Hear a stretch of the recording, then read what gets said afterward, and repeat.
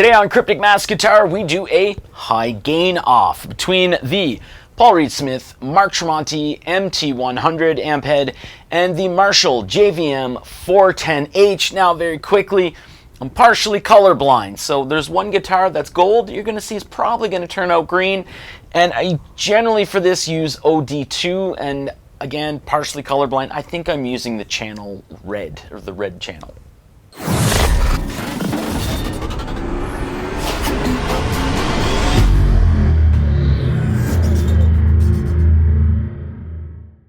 Now, what is a high gain off? It is basically a high gain amp shootout. It's just a little more involved. There's different compartments to it. So I have things set up with 4 different categories.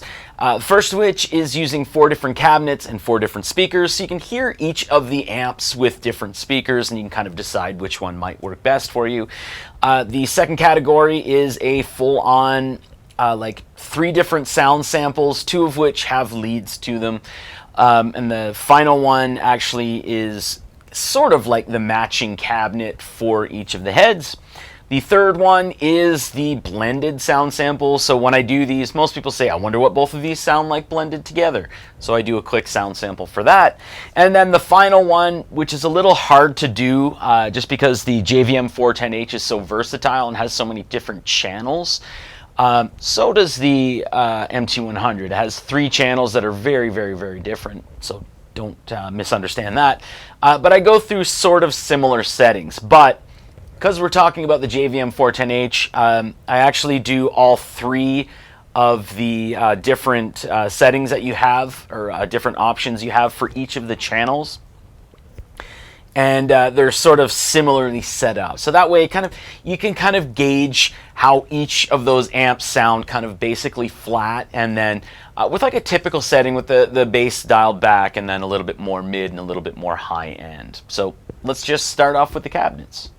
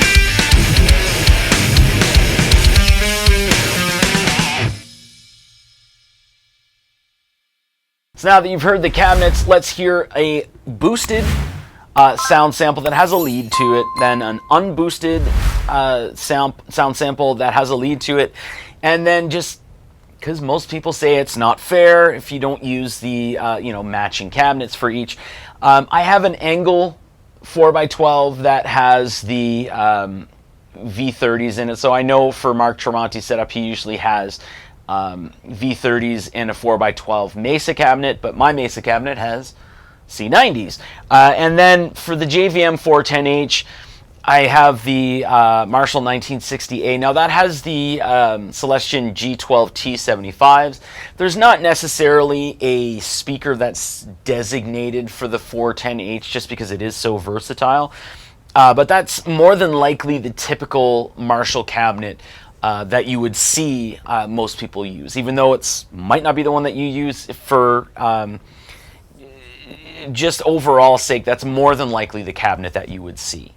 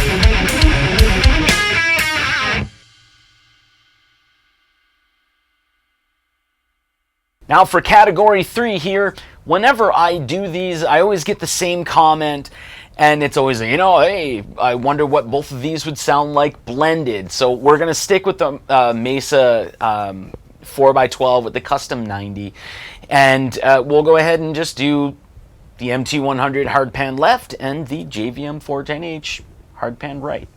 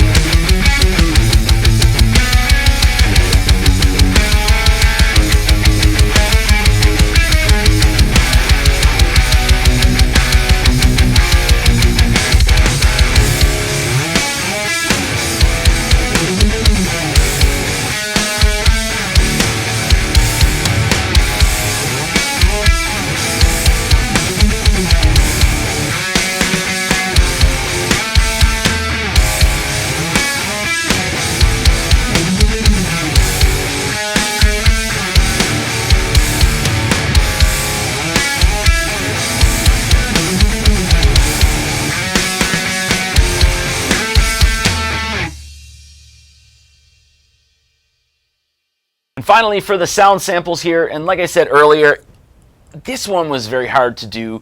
Again, I'm partially colorblind, so I can't tell. I don't know what it is with my eyes, but when I'm on the 3 different settings for OD1 and OD2 and stuff, I can't tell what color it is, and I don't even know the colors, to be honest. I think it's like yellow, orange, and red, so that really messes with my eye. It could be green, I don't know. I don't think it's green though.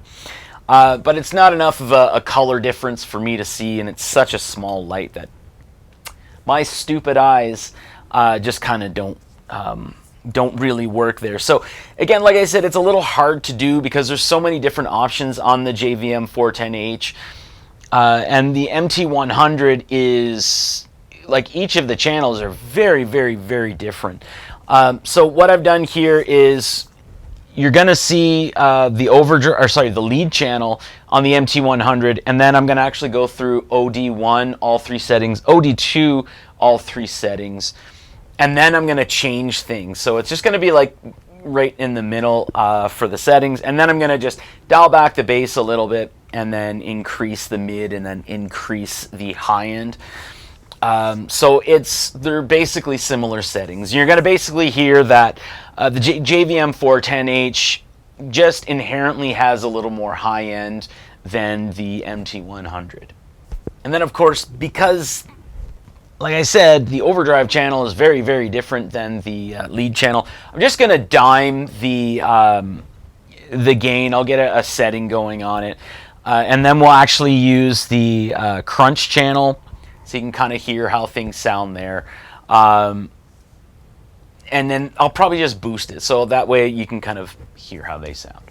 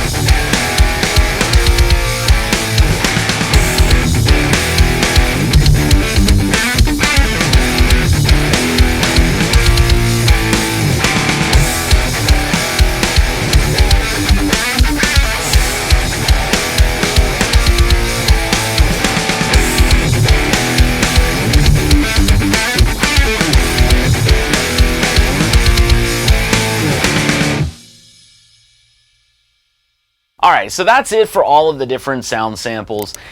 Generally, what I like to do after this is, maybe rag on my eyes a little bit more. But I like to give you my impressions of both of these amps. And they're very, very different amps. But for some reason, when I got the MT100, there was just a flood of different requests for me to do this particular shootout. Just because I have no idea why there is like some sort of correlation between the two. This has a ton of different options, whereas this has 3 distinctive options. But that's kind of why I've done this one. Now, one thing that I can note, OD2 and the lead channel on the MT100, they do sound quite similar. So maybe that is why.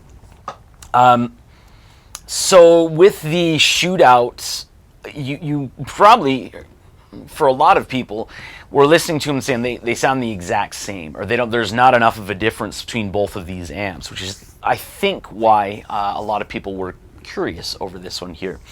But when you're actually listening, and I mean, there's definitely compression on YouTube, so putting this into a video there's things that do get stripped away. But inherently what happens is the JVM 410H, the gain on it sounds a little different, so it's a little more, like, it's not as compressed, I would say, as the MT100. I know when you use the word compressed or compression on YouTube, people get really crazy and say, how dare you say compression? Whatever. But it just seems that the MT100 is a little more compressed, and there's not as much high end in the MT100 as there is in the JVM 410H. So I do find myself dialing that presence control a little more. Not as crazy as the Archon 50, which holy geez, you really do either have to have that bright switch going, or you really have to have the presence control on. But on the JVM 410H, I generally have my presence sitting at like in between 9 o'clock and 10 o'clock. My resonance controls, I usually keep between 9 o'clock and 10 o'clock. And what I did find in going between both of them, so the sound sample that had the boost, I did notice that there was a lot more high end in the signal than the MT100. So when I went to the unboosted, I tried to strip away a lot of the high end in the JVM 410H, just because I didn't want it to seem like that's all it can do, you know what I mean? So in that sound sample where you heard it unboosted, there was less high end in the JVM 410H than there was in the MT100. I could have very easily changed that by just boosting the treble control to like a normal level, or what a lot of people would consider a normal level. Again, the JVM 410H, it has a ton of different settings. So as far as like versatility, there's just not a way that the MT100 can really pack as much value in it as the JVM 410H does. However, I do find myself sticking to the exact same settings on the JVM 410H, and I've owned this amp for over 10 years. Whereas the MT100, I'm very happy going from the lead channel to the overdrive channel. The overdrive channel, I've said it before and I'll say it again, if you dime the gain on the overdrive channel and boost it with a TS9 or SD, whatever your preferred boost is, that sound there is generally what people actually think a JCM 800 sounds like. It's just very, very magical, and I find highly musical and highly usable in a recording scenario or even a live scenario. But for a recording scenario, I just think the difference between lead and the overdrive signal is just something that I would use a lot more. Now, another thing to note here, and something that you may have heard, because again, I do everything that I do here is on a recording scenario. So you're seeing, like, I'm doing cuts in between. So you're not going to hear all of the noise when I'm not playing, if that makes any sense to you. But the JVM 410H, is a much, much, much noisier amp than the MT100, which is probably why when Joe Satriani had his own like JVM 410H JS or 410JS or whatever it was, he had a built-in noise gate. That is something that this amp here would highly benefit from. And a lot of people here in Edmonton that I've spoken to over the last 10 or so years that I've owned this amp, whenever speaking about it, I've always been very favorable of the JVM 410H. There's always been periods where that amp just has not worked for me, and there's been periods where, holy crap, it's almost unbeatable in comparison to other amps. But I've always had the same sort of question, or same thing sort of brought up, and it's how do you deal with the noise floor of that amp when you're on a gain channel, like especially OD1 or OD2. And again, everything that I do is in a recording scenario, so it's not the worst thing in the world. But that's basically, unless I'm playing clean or with a very bit of light drive on the crunch channel, I always have a noise gate on. A noise gate, when you're playing clean, it'll cut things out really early. On the crunch channel, it tends to take away a lot of that top end. Even though JVM 410H is a very top end heavy amp, or can be considered in comparison to others. Yeah, using a noise gate on that crunch channel with a little bit of light drive, just not favorable. But if you're going to be using OD1 and OD2, 1 or 2 noise gates, and that should actually resolve your issues. But you're still, at that point, you're going to be looking into different settings to balance that, so it's not stripping away a whole bunch of the top end that you might want. The other thing of note here, the MT100, as I said earlier, not as much high end in it as the JVM 410H. You'd really have to go into your presence and your high end controls and or your treble controls to really adjust for that. But it doesn't mean you're not going to get a good setting with a lot of high end. It just means you're going to have to skew things a little more into that. And typically I am playing with the master set at noon or 1 o'clock with it. So even bringing it up, that's not bringing a whole bunch of high end into the signal. It's just raising the low end and the mids to a more favorable level. But I do find myself wanting a little more of that high mid out of this amp. That is something that I do find is a little bit lacking. That doesn't mean that you can really skew your EQ to actually include it, but it just seems in relation to other amps that high mid-range that you might be looking for is a little harder to get on the MT100 than, say, on the JVM 410H or like on a Mesa or an ENGL or something like that. Again, doesn't really mean that it's a bad amp or it's not an amp that I would use all the time, because I've been using it quite a bit. I'm very happy to use it quite a bit, happy to own it.